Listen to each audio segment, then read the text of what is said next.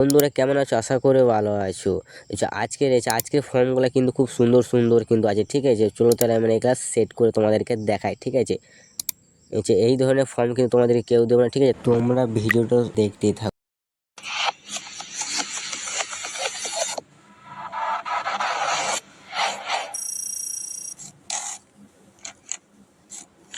তো আজকে এই ভিডিওতে আমরা এটা নিয়ে আলোচনা করব, তো অবশ্যই ভিডিওটা সম্পূর্ণ দেখার চেষ্টা করবে।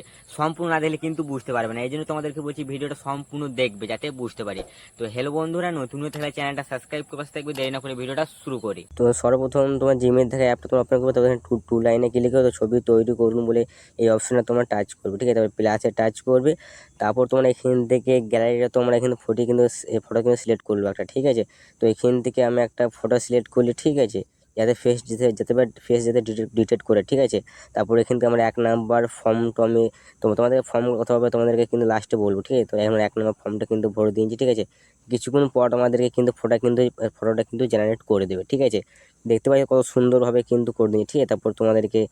তারপর আমি একটা ছবি সিলেক্ট করি, ঠিক আছে।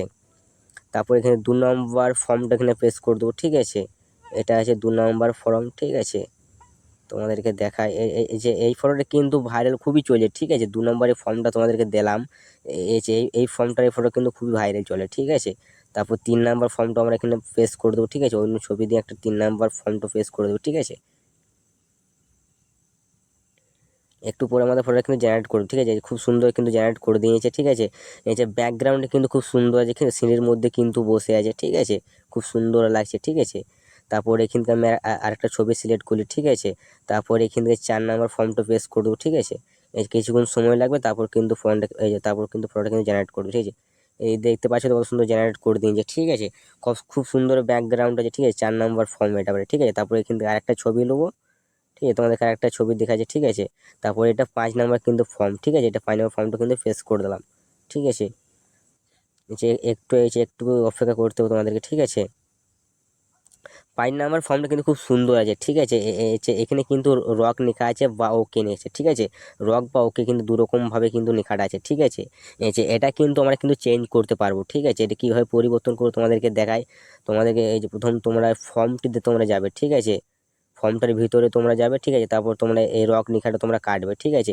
তারপর তোমরা এখানে নিজের মতন তোমরা দিতে পারো, তোমাদের নাম দিতে পারো, N+S বা E+S, তোমরা যা দেবে তাই হবে, ঠিক আছে। তো আমি এখান থেকে একটা E+S দিন, ঠিক আছে। তোমরা যা ইচ্ছে তোমরা কিন্তু লিখে নিতে পারবে, ঠিক আছে। তারপর আমি এটা পেস্ট করে দিই, ঠিক আছে। যে একটু পরে ফটোটা কিন্তু জেনারেট করে দেবো, ঠিক আছে। দেখো আমি যেটা লিখলাম এটা কিন্তু খুব সুন্দরভাবে কিন্তু জেনারেট, তো তোমরা চাইলে কিন্তু ওই লেখাটা কেটে কিন্তু তোমাদের নিজের নাম কি যে কোনো জিনিস কিন্তু দিতে পারবে, ঠিক আছে। তো বন্ধুরা এই ভিডিওটা এই পর্যন্ত ছিল। তো বন্ধুরা ভিডিওটা ভালো লাগে তাহলে প্লিজ একটা লাইক করে দেবে, ঠিক আছে। বন্ধুরা চ্যানেলটা সাবস্ক্রাইব করে পাশে থাকবে। এই ধরনের ফর্মগুলা ব্যবহার করে তোমাদের ছবি কিন্তু খুব সহজভাবে কিন্তু জেনারেট করতে পারবে, ঠিক আছে। তো আশা করে বুঝতে পারলে।